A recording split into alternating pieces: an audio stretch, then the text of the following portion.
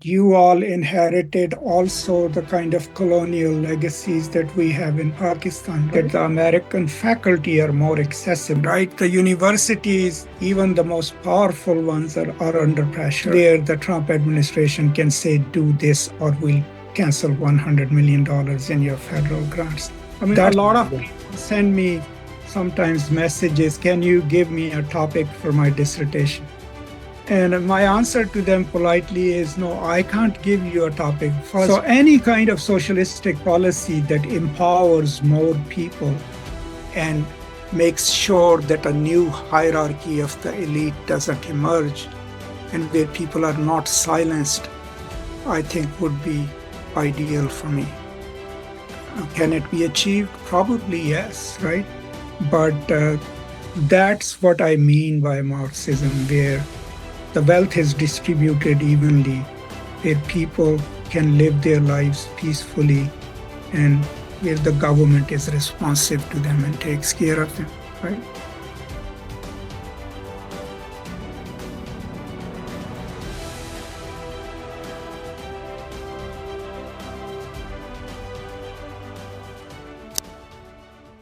Namaskar, friends. This is Biplav Kumar Gautam, and you are watching Ink and Insight. Today, we have a very special guest with us, Dr. Masood Raja. Dr. Raja bears many hats. He was an associate professor of postcolonial literature and theory at the University of North Texas, USA. He has also authored a number of books, naming a few here: Constructing Pakistan, Foundational Texts, and the Rise of Muslim National Identity, 1857 to 1947, published by Oxford University Press. The Post-National Fantasy, Nationalism, Cosmopolitics, and Science Fiction, published by Macfarlane and Company. Critical Pedagogy and Global Literature by Pal Grave Macmillan. Dr. Raza also owns a YouTube channel which has approx 70,000 subscribers. Thank you, Dr. Raza, for accepting our invitation, and we are glad to have you here. Well, thank you so much for inviting me, and I'm looking forward to our conversation. Sir, I will be asking this question in a while, that how crucial it is, the role of literature in our life. But before that, I am very curious to know about higher education system in America. That how is it different from Indian education system and its neighboring countries, especially research and higher education system? Okay, so I don't have an experience of the Indian educational system, but I am assuming that you all inherited also the kind of colonial legacies that we have in Pakistan, right? So Exactly. part of it is that in that kind of colonial system, there is too much hierarchy involved. So, in order to get into a PhD program, you have to take an entrance exam. Then you have your University Grants Commission. Pakistan has the Higher Education Commission. They also have some part in the decision making. Then you go and do an interview, and then finally maybe you get accepted in a PhD program. Yeah, And then exactly. am I getting it right? Like that's roughly the process. It's very hard, Yes. repetitive, but also um, geared towards forcing people to just think that this is like, a hard thing to do. And then once you're in the program, I've seen in Pakistani universities, there isn't much support for humanities. Most students have to pay fees. Some of them actually work two jobs and then pay for their degrees. So in terms of mechanics of the degree seeking programs in humanities at higher level, the US universities, first of all, will only accept you if they can fund you, right? Okay. It Okay. doesn't matter whether you're an international student or an American student. So, what does it mean if they can fund you? So, they will basically, each university gets about 10 to 12 seats a year. My English department, for example, got 12 seats a year. So we will look at the applications, and let's say literature people will say, okay, we'll accept 6. The creative writing people will get the other 6 seats. And once we accepted our candidates, we will send them an offer letter, which will say, okay, you will teach 2 courses for us, but we will waive all your fees and we'll pay you a stipend every month, right? So that way, any graduate student coming in already knows that they don't have to worry about paying the tuition. And plus that for their work, they will be compensated. It's not a lot of money, but at least enough for them to live on, right?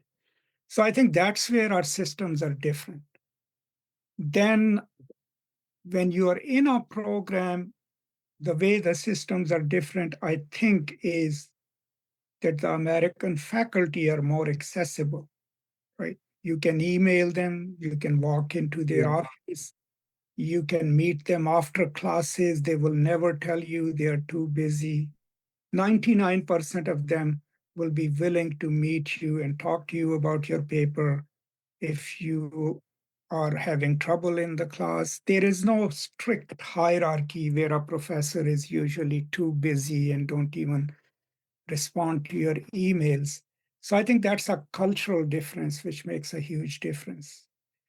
And Yeah. then, Yeah, yeah, can go go ahead. ahead. Yeah, no, that's pretty much all I have to say. And Yeah. then Uh, in terms of education, of course, there are local differences.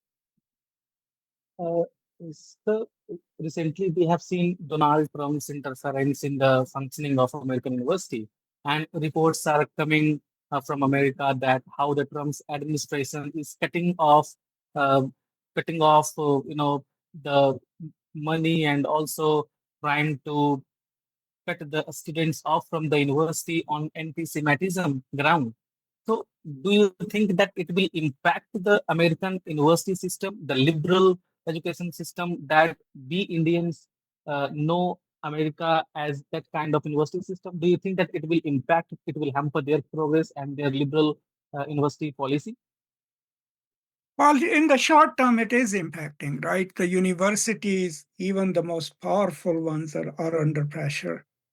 I mean, Yeah, no, exactly. American university, the private universities are a different beast because Yale and Columbia and Harvard, they have their own private endowments. So they don't have to rely on state funds. Now, the universities in the United States are funded by the states and not by the federal government, right? So that means it will depend on which state you are in. Are you in California? If you are in California, the state policy, of course, will still support the universities because they are a democratic state. If you are in a Republican state, chances are that your state is in line with the Trump administration. Now, where does the federal government have leverage over university? That Yeah. is the federal grants.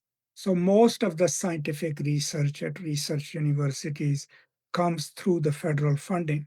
And that's where the Trump administration can say, do this or we'll cancel $100 million in your federal grants. That's the tool that they are using to pressure universities to do their bidding. Now, there is a short term impact. Of course, the universities are under pressure, but I don't think so it will last, right? Whatever Mr. Trump is doing is being done through executive orders. Now, executive orders have no lasting ability. The moment a Democratic president is elected, he can just, or they can just cancel those executive orders. There will be damage to US reputation, and that will take time to recover. But right now, I think, yes, there is some impact, but I don't see it as a permanent damage to US university system. Uh, Dr. Raza, recently I was going through your video on Arundhati Roy has got up a small thing. And there you were talking about caste system, which was very much prevalent in America. So how does the caste system work there, and from where did it import in America? Well, so there is no similar caste system. Okay, first of all, caste has become a big issue in the Indian diaspora community. Okay. Yeah.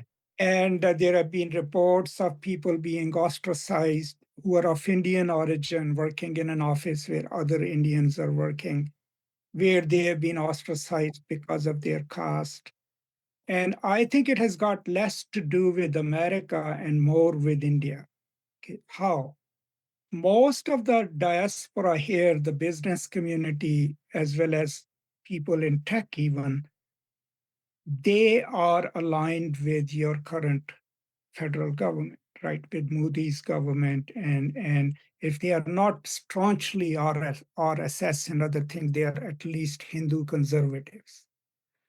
Now, the greatness of India after 1947 was that it was able to build a democracy in a complex culture where, Ambedkar wrote the Constitution, right? And Mhm. here was, a Dalit scholar writing the Constitution of India and writing a constitution in which the minority rights were protected. But when you bring a majoritarian politics, the consequences of it is that anyone who moves into it will also deeply move into their Hindu identity, and there is nothing wrong with it. But the problem is when you politicize it, now you cannot detach Hinduism from the structure of the caste because the rebirth depends on the caste, right? You're performing your caste duties, right? So when you bring these people to United States and they are under racial pressure, they are being mistreated, right, or whatever. So what do they draw on? I'm a Rajput, right? I am a Brahmin. And so then they internalize that gets accentuated. And then you see the problem where even in America, it's very hard for people of Indian origin to do cross caste marriages, right? They will insist on checking what your caste is and then go any further. So I think the problem is not America, it is Mhm. the Indian politics and its divisions traveling with people over here. And for that, I would say, you know, probably the Indian politics is to be blamed, right? Yeah. Now, if we talk about literature, there has been a literary discourse about how good or bad literature is. Right from Plato to T.S. Eliot, where Plato insists that poets should be banished from ideal state, and Plato refuted that argument. Now, according to you, keeping in mind all these literary discourse, how crucial is the role of literature in our day-to-day life, Dr. Raja? Well, I mean, that's a very hard question to answer. I mean, I don't have any thoughts on it. But my whole idea is, especially now when we are all on our phones and going through TikTok and this, I mean, I think TikTok is banned in India, but you know, so we are so used to fast entertainment and fast interactions.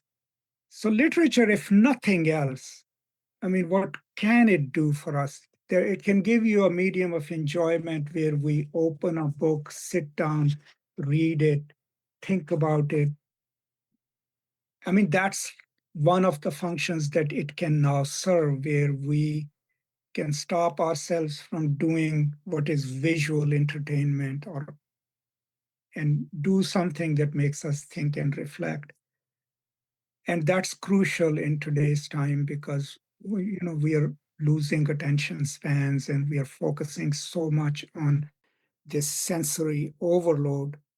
So that is kind of it's kind of going back to the formalist argument that the one function of literature is that it impedes your progress through the text and makes you reflect. And I would say that absolutely is an important function of literature now in a time where we are no longer interested in slogging through a book or stopping and reading. But beyond that, I mean, you mentioned God of Small Things. I've taught it so many times. I mean, what does, for example, even people in Pakistan who were adjacent to India, there is not enough knowledge about southern part of India. Right? People don't know much about Kerala or Tamil Nadu and all because it's so far away. It's distinctly different culture. So a novel like that then brings us a story set in Kerala, right? And they are not even Yeah. Hindu characters, right? They are Christian characters, right? But it then teaches us, okay, here is one of the most successful Indian states, right? Second in wealth, India. What made that wealth possible, of course, was the Communist Party, right? Which distributed land in 1950s, gave access to education, but that even the most egalitarian system of politics, which is communism, cannot break the power of caste, right? Even, that cannot do that. So, but in the process, we learn about the culture itself, right? Now, literature can do that, reading through beautiful prose of Arundhati Roy. You can relate to it. It also tells a human story of these brother and sister who have tragic lives, right? Which we can relate to no matter where you are from. So I think that's also another power of literature. It can take us places, but also help us feel empathy for people whose culture is completely different from us, right? But whose experiences could be our experiences too, right? Mm. Yeah, and when he was talking about these experiences, I was reminded of Matthew Arnold's Eastern criticism. Although he exclusively talks about poetry, that poetry sustains us, poetry delights us, and poetry interprets lives for us, and it is a criticism of life. So I think that's the base purpose. That's the purpose of literature too, that I believe in. No. That's good. Yeah, I So mean, absolutely. yeah. So, Dr. Raja, since you are into academic writing, you do extensive research. Now, for all those students, maybe, right now, those who are into research, so what are the ingredients, that make one a good researcher or a good research scholar in the field of humanities? Well, I mean, the first major ingredient, of course, would be reading. I mean, a lot Mm, of yeah, people send me sometimes messages, can you give me a topic for my dissertation? And my answer to them politely is no, I can't give you a topic first because I don't know your training. I don't know your interests, right? There are no ready made topics for research. So, how do you get there? You read extensively in your field. Like when my graduate students got to the point of writing their dissertation, they had already taken their comprehensive exams, right? And the book list was at least 280 books, right? I'm not even counting the articles. So they'll take a year to read at least 280, 300 books, then take a 12-hour exam on it, right? Now, by yeah, the time they finished their exam, they knew the field. They had read widely in it, right? And then they would know where the debate is in the field. And after you know where the debate is, then you bring your own interest. What am I interested in? You look at where the debate is in that, and then you choose your dissertation topic. If people try to shortcut it by using AI and all, then they are doing a disservice to themselves because they might end up writing something exactly. that has already been done by better scholars, right?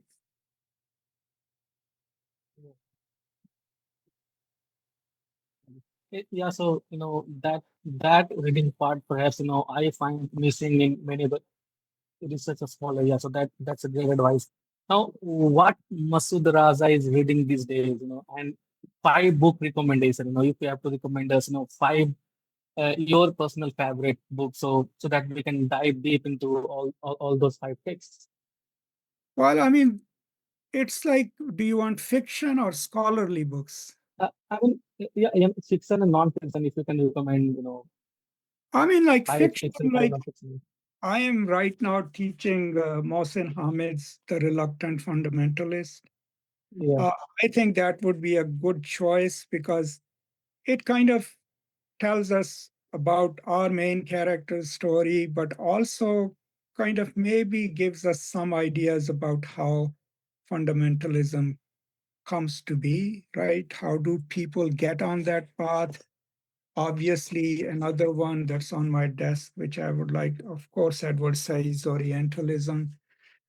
I mean, if you are a scholar and want to do work in the world where you want to do something that changes things, you can't do that without reading Said, right? Capital Volume 1, once in your life, you must read it, right?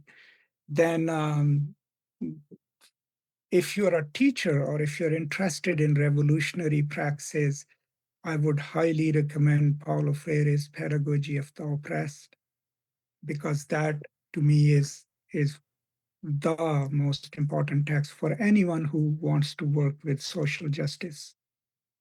And history, I would highly recommend Howard Zinn's People's History of United States if you really want to know the true history of the colonization of Americas and the destruction of native lives. I'll highly recommend it. And that's roughly, I mean, these are not contemporary books, but these are books that you need to know in order to do good work. So, Dr. Raja, when I was researching about you, I was very curious to know about that you were, you were an army personnel, right? So from an army personnel to an academician, how was that journey? If you can just elaborate a bit, we are running short of time. So within 5 minutes, if you can wrap up that way. Yeah, I mean, I was an infantry officer. I was deployed at Siachen, and you know, we fought with my friends from India against my friends from India. But yeah, I came to United States in 96. Luckily, the battalion that I was in, we had highly educated officers. And so they encouraged us to read. And so that habit became totally not, I mean, I had a habit of reading, but in my army service, I read a lot. So when I came to America on a student visa, I had to decide what I was going to study. So I'm not good at math. So obviously, my choice was what I loved, which was literature. And then once you get into the study of literature at that level, then you realize, oh, this is what I was meant to do. Now, that military training helped because it gave me the discipline to focus, right, and to work hard. But beyond that, it was always my interest in literature and then and my commitment to issues of social justice. That's why I chose postcolonial studies, because it focuses on that colonial and postcolonial justice.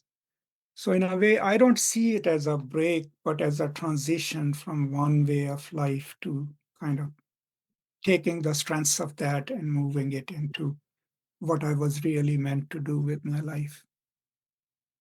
Yeah, so just that one question, Raja, since we are in India, and also not this concept of Marxism and communism, these are not only exclusive to India as well, I think in the Western world as well, in China, we all know the kind of communism that China endures.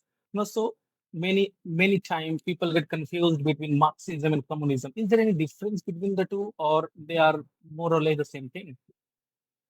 Now, I would say a communism in Marx was a stage, right? It wasn't Okay, the okay. ultimate endpoint. But the difference would be I would rather have a socialist democracy, right, than an authoritarian state like China.